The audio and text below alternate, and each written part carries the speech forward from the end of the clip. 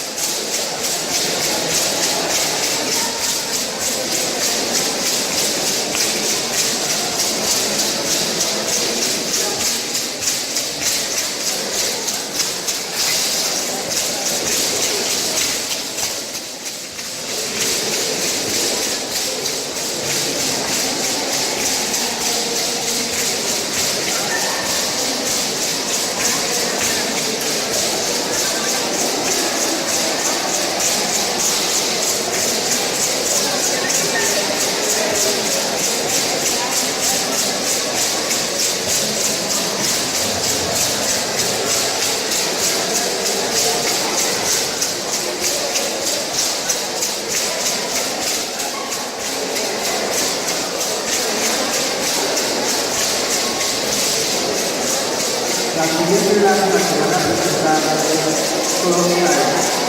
En español la danza de la aprendiz. En esto consista cuando la aprendiz está en la montaña buscando su alimento.